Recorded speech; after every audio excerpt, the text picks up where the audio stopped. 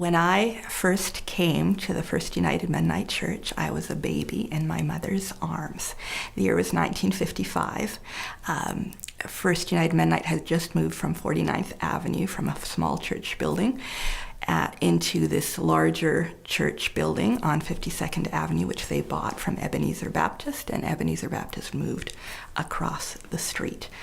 At that time, the service was only in German. I don't remember that, but I know that that's the case. And I think men and women were maybe still sitting on opposite sides of the sanctuary, and German was the language that was spoken. So there weren't people of other cultures in the church. So when I came back to First Mennonite as pastor many years later, back in 1999, things had started to change. There was still a German service, and there was an English service, and there was now a Spanish service in the afternoon. And so one of the things that was delightful for me was that this pastorate gave me the opportunity to go back to my roots in that Russian Mennonite community where I started as an infant, but also had this strong connection to the Latino community that I'd been working with for the last 20 years.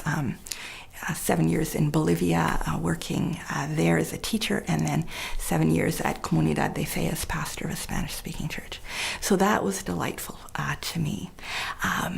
As I started to pastor that congregation, I discovered that an important place where new people were coming from was through the ESL classes that we were helping to put on in our education building through an organization called King Crest, which is a partnership of several churches in that South Vancouver neighborhood.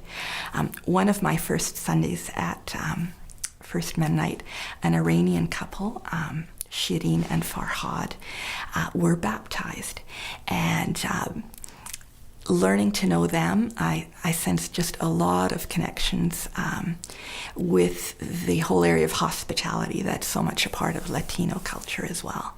But in hearing their testimony, there were two elements. One of them was having this vision of Jesus. So moving from Muslim faith to Christian faith is a big leap.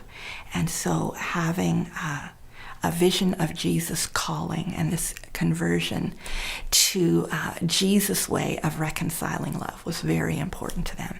The other piece was community, that they had gone through this terrible experience of needing to leave Iran and adjusting to such a different culture, and the longing for community and for a sense of family. And they had found that at First Mennonite.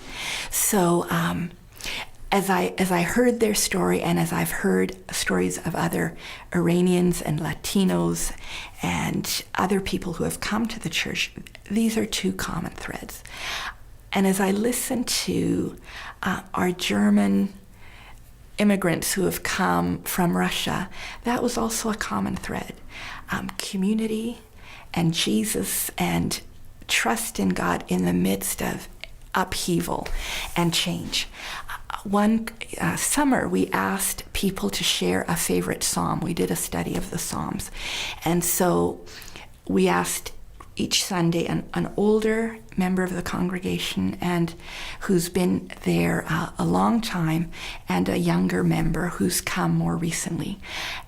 And when we heard those two immigrant experiences, and all of us are immigrants, there were these common themes of God's provision, of community and love, and Jesus reconciling love in the midst of that kind of turmoil. So the stories are similar. What we've been hoping to do is for those two immigrant populations, and those who came a long time ago, 60 years ago, and those who came more recently, to hear each other's stories and to make strong connections.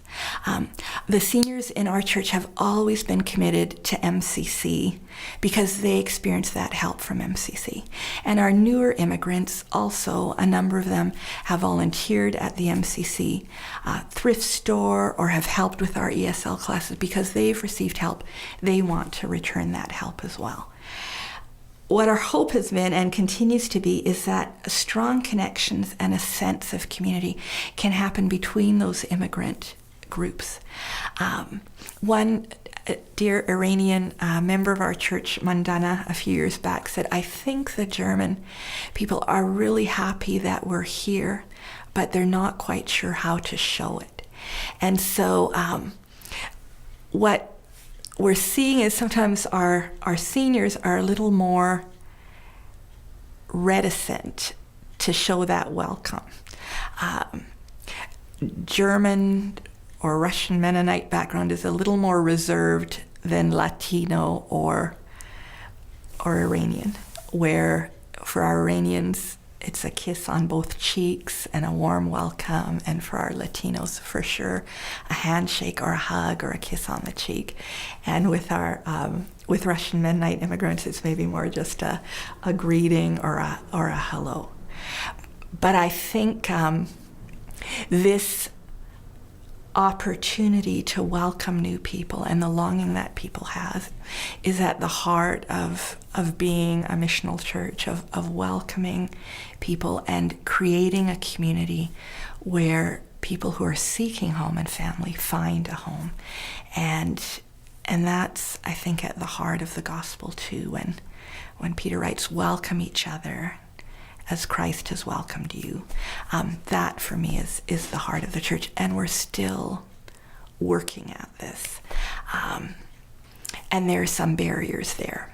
In Chicago, where I worked, we would talk a lot in the Mennonite church about racism and some of the blocks that are there. And here in Canada, in the Mennonite church, I feel that there's reticence to talk about that because people say, oh, we're multicultural, we're a mosaic, we're already there. But it's not what I hear from those people of color who are new, who come, that they do feel that there can be some barriers even in the church. And I think that our local church has a long way to go to portray that beautiful diversity that is the kingdom of God. That's going to be the final reality, that marriage supper of the Lamb. So we're getting ready, we're practicing, but it's still work, and there's still ways to go. And I think we need to take those risks and continue to take them in welcoming the stranger. And not just to church on Sunday morning, but into our living rooms and around our tables on Sunday after church. So that's something I try and do, is invite people of different ages and backgrounds over for lunch after church. We can talk together about the service, about what's happening in our lives.